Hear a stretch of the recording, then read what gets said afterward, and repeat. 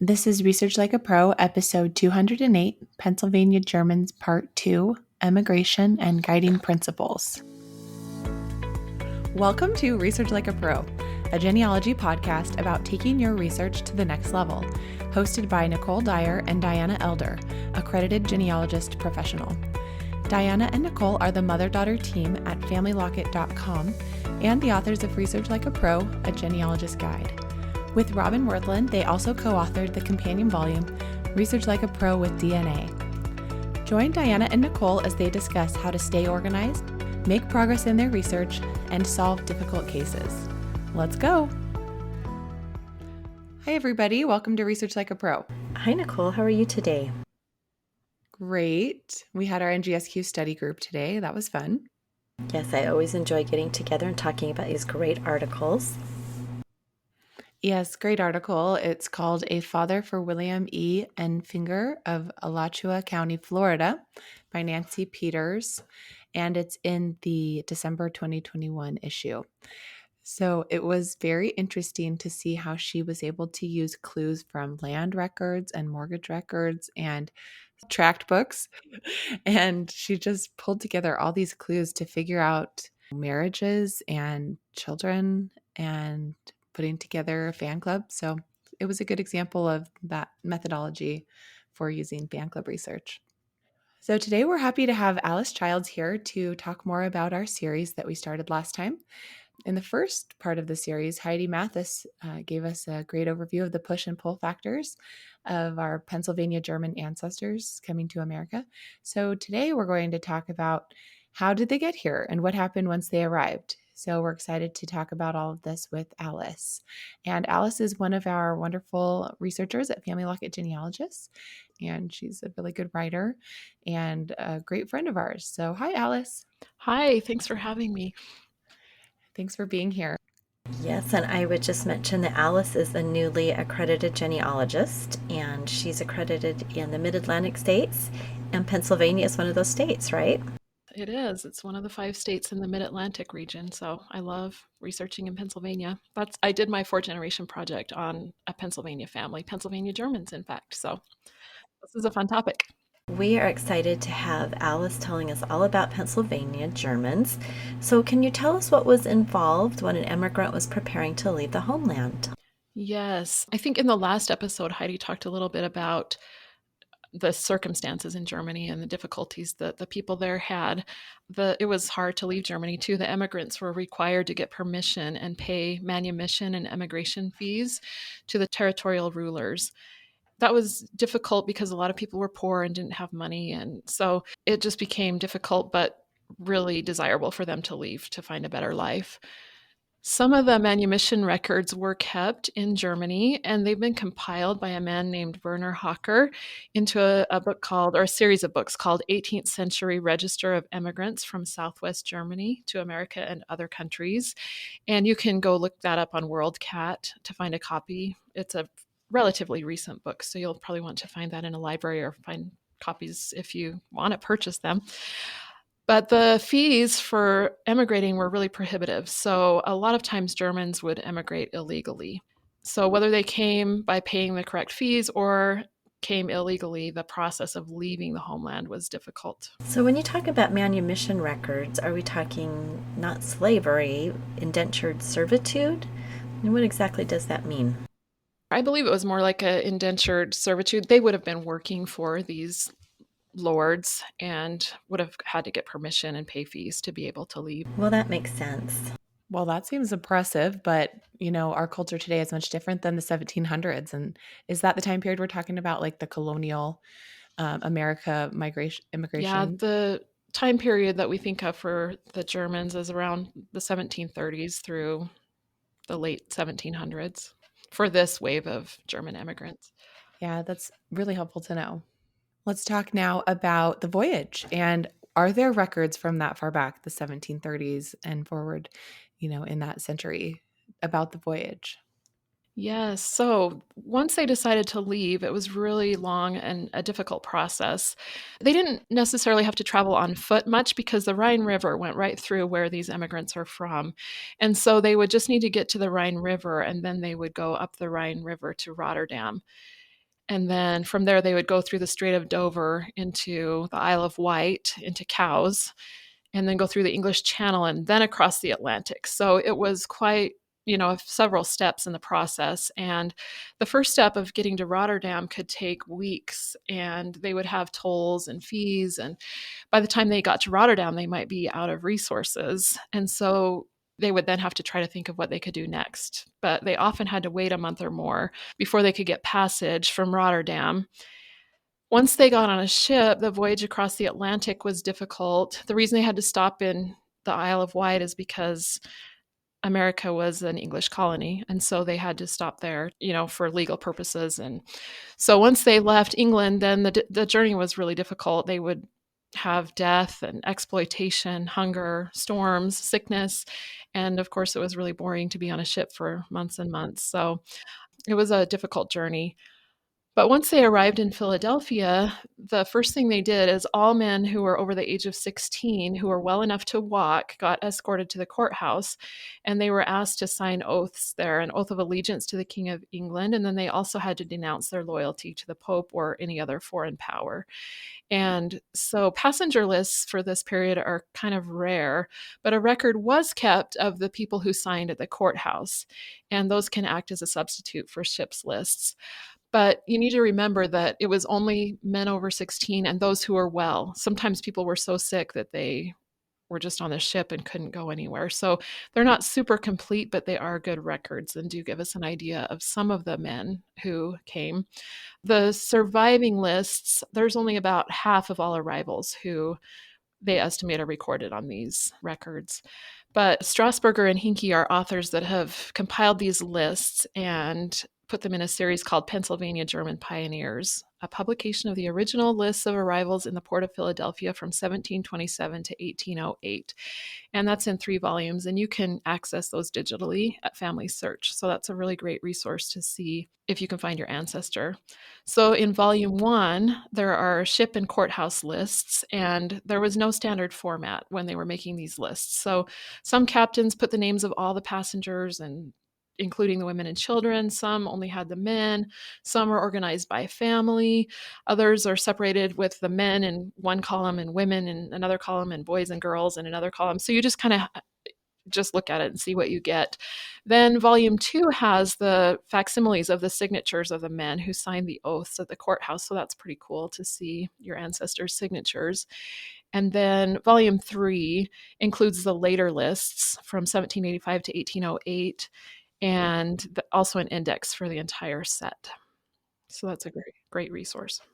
Well, that's so interesting to learn about the different kinds of records and the indexing. And so my question is, did these Germans migrate separately or in groups? They did often migrate in groups with either other family members or at least with members of their villages. So there was a study that was done, and they took a sample of 6 parishes, and it was found that 85% of immigrants traveled with family members and 96% traveled with people from the same parish on the same ship. So cluster research is going to be really important for researching your Pennsylvania German ancestors, especially when trying to find out where in Germany they came from. If you can't find where your ancestor came from, you can study the people they traveled with and the people that they settled with. And hopefully you will find something that tells where those people came from, and that will help you. Also, once they got off the ship, they were on the ship with their friends and family. And so when they got off the ship and went to the courthouse, who would they be with? They were with their friends and family in line. And so the people who signed the oaths, you can look at those signatures and see who was listed next to your ancestor. And those are probably friends and family members. So yeah, the fan club is really important when we're studying Pennsylvania Germans. That's really good to know because that can often help you figure out if this is your German or not based on who they're traveling together, and can really help to differentiate people of the same name. So always good to understand these migration patterns. Mm-hmm. So, if you're starting to research your Pennsylvania Germans, the passenger arrival list that we just talked about will be the first one of the first sources that were created for them. So, even though they only include about half of all people who came, you shouldn't overlook that. So, make sure and look for that. Find your ancestor first in the index in volume 3, then find them on the passenger and arrival lists in volume 1 or 3 depending on the time period. And just note that the lists are organized by ship, so you have to look in the index first. You're not going to be able to just go to the lists and find them. You need to go to the index, find the ship and the date, and then go back, and then you can find their signature in volume 2. So, for example, I've been researching Adam Fisher. He was living in Northampton County by at least 1761. His son, Philip Jacob, was born there in 1761. And I have wondered if Adam might have been born in Germany and been the ancestor that came from Germany. So I wanted to look and see if I could find him on the passenger arrival list. So I looked in the index and found him there, and it said he came on the ship Isaac in 1749. And so it said page 415 of volume 1. And then I went to volume 1 and found him there. Well, I don't know if it's him. It's a man named Georg George or Georg Adam Fisher. So I'm exploring the possibility that this might be my ancestor, but it states that he followed the pattern. The ship came from Rotterdam, but last from Cowes in England. So I've made a note of all the people who were listed on the same page as him. And then I navigated to volume 2 and found the ship list for the Isaac and was able to see his signature, which was really cool. So I'm excited to do more research to find out if this is the same man who is the father of my ancestor that I'm researching. So I hope that kind of provides an overview of what you might do to find your ancestor on these lists. All right, well, let's talk a little bit about this idea of indentured servitude. Okay, so once the people arrived and the men signed the oaths at the courthouse, the immigrants lived on the ship until they could figure out a way to pay their passage. So a lot of times they came and said that they, with the agreement that their passage would be paid once they got here, but they had to figure out how to pay for that. So a lot of times a family member had gone ahead, and then the family member might take out a loan or something to get the money and come and pay the fees so that the people could get off the ship and go and live near the rest of the family. Sometimes their passage was paid by other people who were an agent who had arranged the terms with the people prior to their leaving from Rotterdam. And if they could not find anyone or didn't have anyone to pay their passage, then they were sold as indentured servants. So about half of all German immigrants were consigned to indentured servitude, and the period they served would be 4 to 10 years, probably. There aren't a lot of records for indentures. One way to really be able to tell or guess or hypothesize that they were indentured servants is that if you find your ancestor in Pennsylvania German Pioneers, the book with the passenger lists and oaths, and then you don't find a record of him in other documents for several years, then you can assume that he was probably an indentured servant, and that might be the only way that you would know. Wow, that is really interesting because you would expect to find them maybe getting land immediately or paying taxes or, some kind of a record. Yeah. So that's really a good hint. Yeah. Yeah. As Heidi mentioned, she talked about how land was at the forefront of their minds. There were situations in Germany, the way that inheritance laws were, their land was getting divided and smaller and smaller. And so they didn't have enough land to subsist. They couldn't feed their families. And so land is what they were really hoping for. And there were a lot of tracts and letters from people who had gone ahead talking about the availability of land, and people were excited. So as soon as they were able to, once they got here, they tried to find a piece of land to purchase for themselves and for their posterity. There's an interesting series of fictional dialogues that was run in a yearly almanac in Germantown, Pennsylvania, and it was between a well-settled Pennsylvania German and a newly arrived immigrant, and it kind of just talks about what the settler had learned and what they were hoping for, and kind of just trying to illustrate to people who are going to be coming what life might be like. But I just think this passage is interesting. It says, "I made a difficult move across the sea so that I could improve my situation and establish for myself a peaceful life as I once had had. To this end, I have searched this land for the best place I can find and yet afford. While I can still work, I hope to set myself up in order that I shall have saved enough so that by the time I am old and can no longer work, I shall not need to. Therefore, I want to serve God so that I might be blessed in death. So I think that really illustrates that they want to get a hold of some land that they can have for themselves and their family and get some stability and comfort to pass on. And it also illustrates that they were religious and wanted to serve God and gain blessings. I love that. Well, let's talk about some guiding principles because I'm guessing there's some specific things we should keep in mind when researching our Pennsylvania German ancestors. I think one of the first things to remember is that when German speaking immigrants arrived in America, they settled in communities of German speaking people. That was easier because they could all communicate with one another. And so they tended to gravitate toward other people who spoke the same language. So, as we mentioned before, community members often traveled from Germany together and settled together. But even if they didn't, they might have come from different German speaking areas, but they still had similar customs and similar ways of life. And they retained those for many years. So that's something to keep in mind. Fan club methodology and sometimes some cultural records or cultural practices might come into play when you are researching these people. Another key thing to remember is once they arrived in America, they became Americans.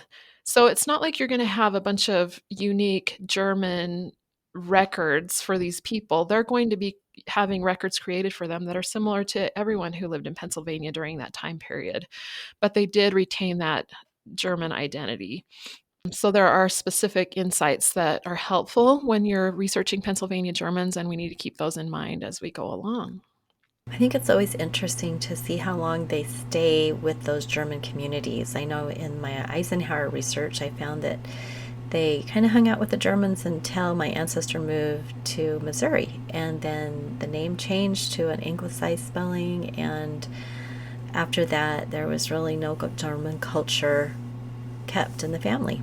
So it's so interesting. And as migration became more and more common and people started spreading out across the country instead of staying in one place, yeah. Well, when we're talking about Germans, what do we need to think about as far as name variations? Because even with Eisenhower and Schultz, there's so many different ways we've seen those two names spelled in our family history. One thing that we have to remember when we're researching Pennsylvania Germans or Germans in America in general. So, names are really important. There were common ways that names got varied or spelled differently. So, the two major ways, the first one is the translation of a German name to its English equivalent. So, Zimmerman became carpenter. And William Penn, when he issued land patents to Pennsylvania German settlers, he would often translate their German name into the corresponding English name. So that's something to remember. The second and probably the most common way that name variations came about was just through the English spelling of German sounds. So it was a phonetic change. So if you have Staley, Stehli, that would become Staley, Staley. So German spellings would get changed to English spellings just by the way they sounded. And given names were often anglicized too. So Heinrich would become Henry or Maria would become Mary. Absolutely. I feel like I've seen all of these. We have a Heinrich, we have Johann, and we have Velton and Valentine. It's interesting to see these names becoming anglicized over time. I know with our Schultz surname, it started out as Schultz, but then about 1800s Tennessee, they changed it to Shults, really anglicizing it. But there was a branch of the family that kept the Z, and it's funny because they just insist that that is how it's supposed to be spelled. And yeah, their ancestor did spell it that way, but before him it was spelled Shults. So these name variations can be a challenge, and sometimes it can differentiate from a different branch of the family, and sometimes not. Well, and it's important to remember, when you've worked with these records a lot and you're more experienced as a genealogist, you kind of think, okay, name variations can happen. But if you're just beginning your research, sometimes that can hang you up, right? You can say, well, this can't be the same person because the spelling's different or It's a lot different name. So I think it's really important to learn that that is common and learn how to account for that when you're researching. Well, let's talk about naming customs. Do Germans have unique naming customs that could help as we are researching our Pennsylvania German ancestors? Yes, and they're so fascinating.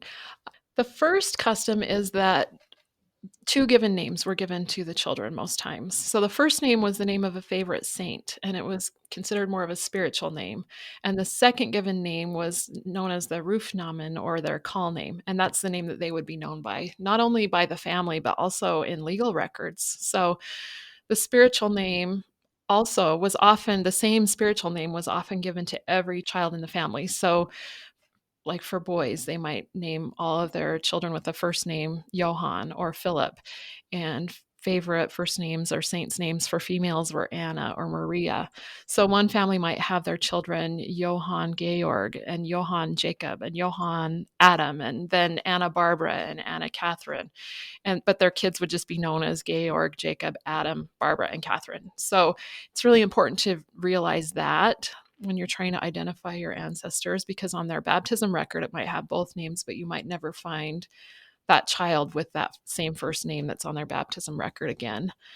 There's also naming patterns, which I know we see in other cultures as well, but they can provide clues about the extended family. So it was really common to name the firstborn son after the child's paternal grandfather and the secondborn son after the maternal grandfather. And then for girls, the firstborn daughter was traditionally named after the mother's mother and the second daughter after the father's mother. And this is just one and probably the most common naming patterns, but there are a lot of different ones. And there's a really great article by a man named Charles F. Kirchner. In my blog post, I have a link to that, but he goes over all these customs in detail. So if you don't see that naming pattern happening in your family, you can look at the other options and see if they followed one of those naming patterns, because that can give you really good clues about extending the line and what the parents' names might have been. Yes, it's always so good to understand the traditional naming pattern formula, and whether it actually works out, then it doesn't matter, but we have to have some understanding of that as genealogists. Yeah, and I'd always wondered, why are they all named Johann? So it's helpful to know that their first name was that favorite saint name, considered a spiritual name, and that the second name was the one they went by. It is really cool when you find out that the records do go along with what you learn, right? All right, so tell us how we can access any helps for German language and handwriting things, because when I look at German handwriting, it just looks kind of hard to read. It just looks kind of hard to read. We do run into German records in Pennsylvania sometimes because German speaking immigrants retain that language a lot of the time. And so they would often keep records in German. So the first thing that you really want to have is a basic knowledge of keywords in German, and you'll need some practice in reading German handwriting. So I'll tell you a few resources that have been really helpful for me. For keywords, I always use the German genealogical word list at Family Search. And I'm sure you're familiar with the word list for different languages, but it's a great glossary of words that you might encounter in German records.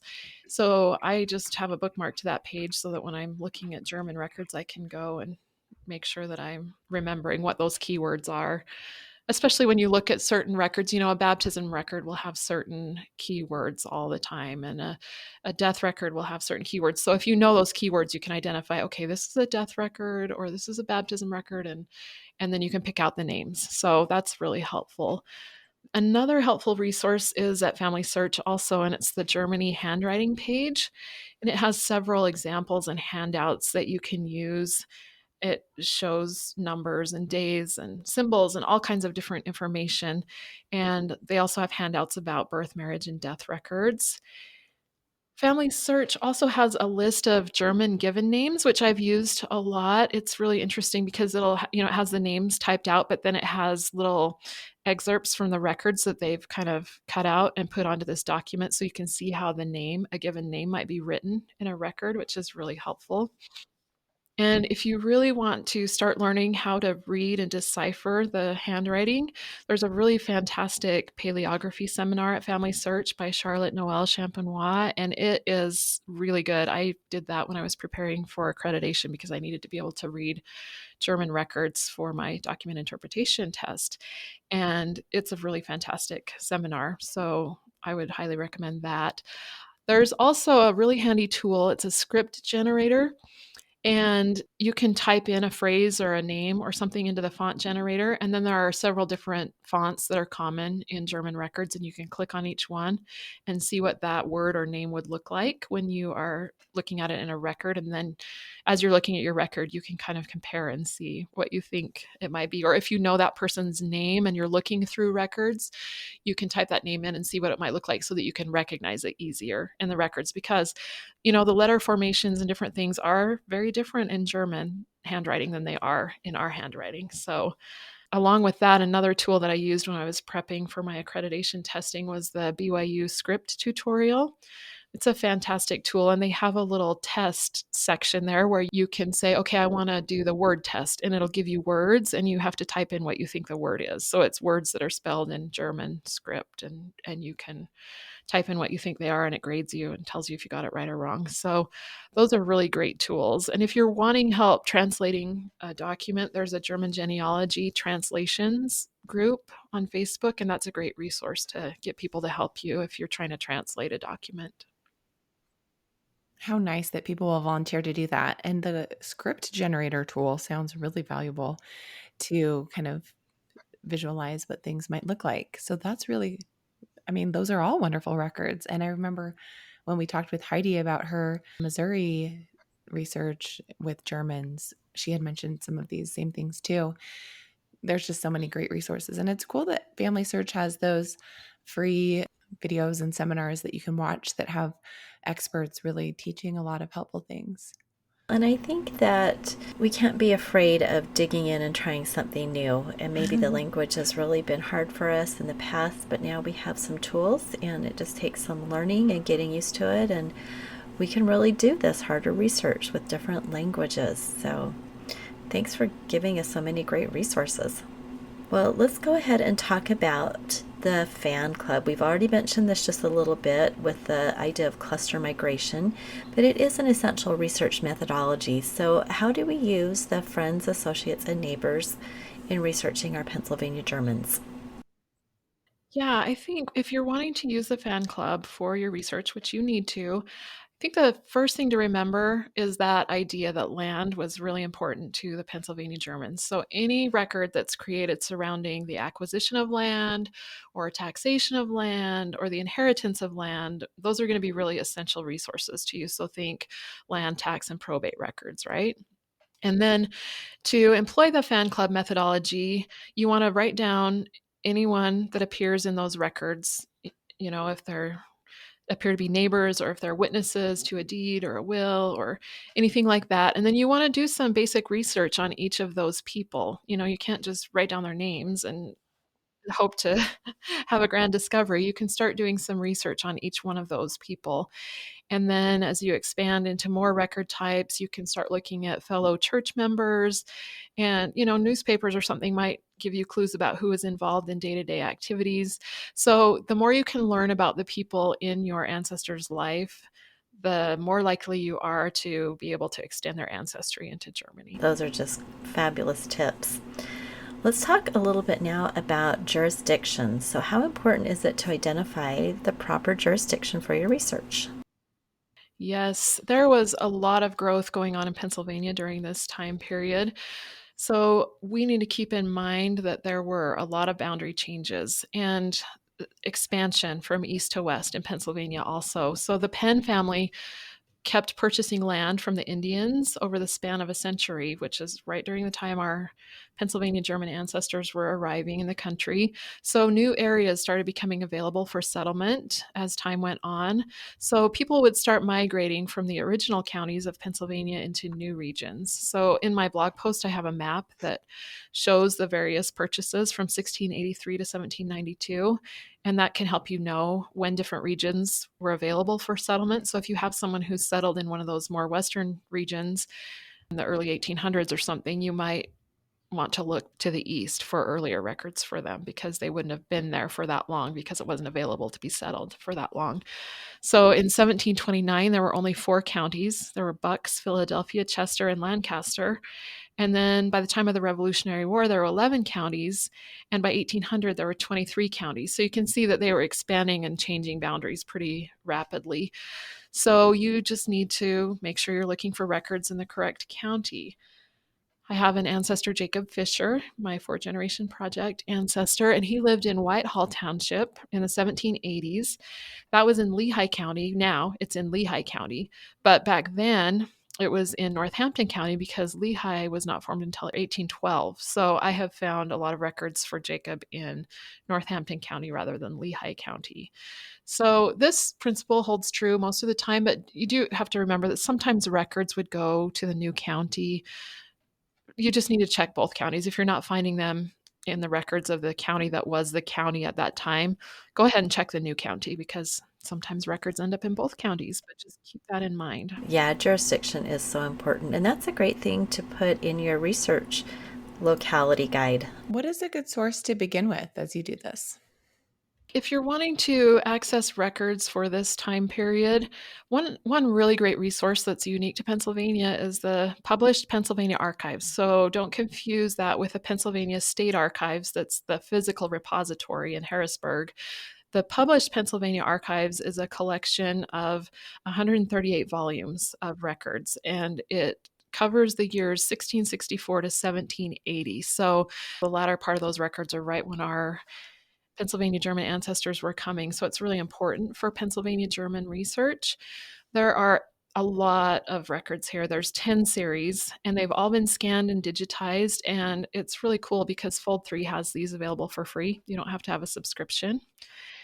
And you can search it or browse it at Fold 3. So that is really awesome.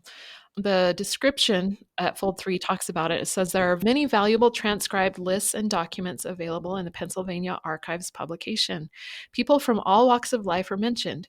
If your ancestor or research focus married, was baptized, paid taxes, was in the militia, ran for office, wrote to the government for help, was a foreigner who entered the portal of Philadelphia, owned or attempted to own land, or wrote a diary or journal, just to name a few, then he or she could be mentioned. So this is a really great resource for us for researching our Pennsylvania German ancestors. And because it is a huge collection, it can be a little bit confusing. So, the Pennsylvania Historical and Museum Commission, which is the online site for the Pennsylvania State Archives, they've created a quick reference guide, and it summarizes what's contained in each series of the published Pennsylvania Archives. And Wikipedia also has a Pennsylvania Archives page, and that lists the contents of every volume of the first 7 series. So, and then it links to them. They're also on Internet Archive, but I like using it at Fold 3 because you can do a name search. So, anyway, that's a really great resource for getting started with your research on your Pennsylvania Germans.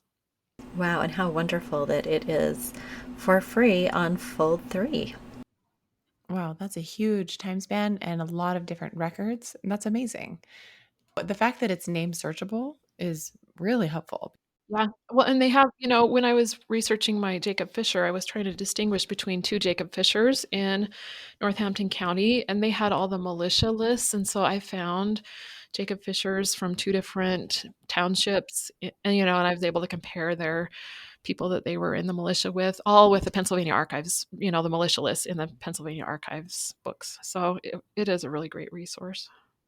Well, let's talk about some additional resources for Pennsylvania German research. What else is out there for us?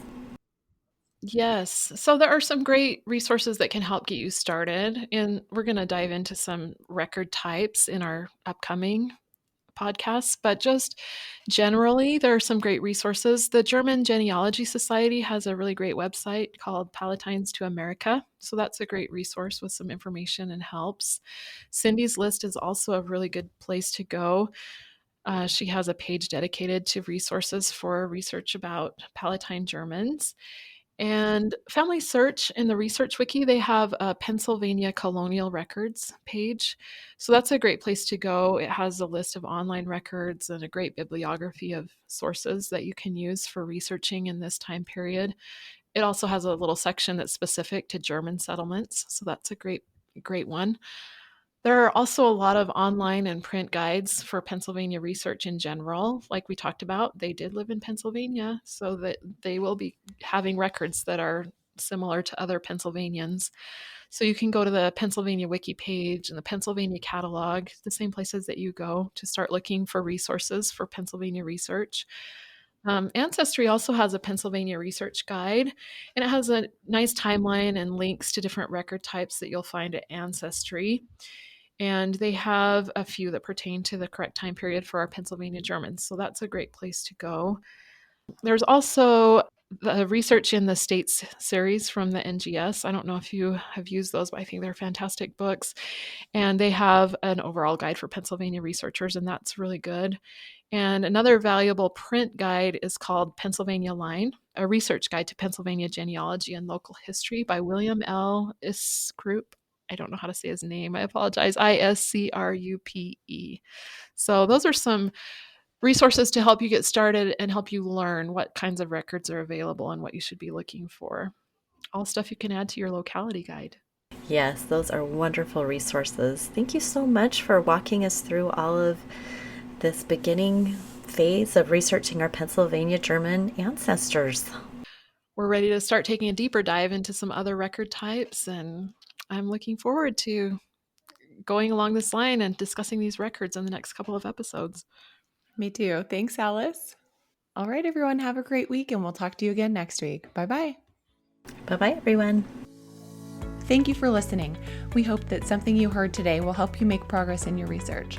If you want to learn more, purchase our books, Research Like a Pro and Research Like a Pro with DNA on Amazon.com and other booksellers. You can also register for our online courses or study groups of the same names. Learn more at familylocket.com/services. To share your progress and ask questions, join our private Facebook group by sending us your book receipt or joining our courses. To get updates in your email inbox each Monday, subscribe to our newsletter at familylocket.com/newsletter. Please subscribe, rate, and review our podcast. We read each review and are so thankful for them. We hope you'll start now to research like a pro.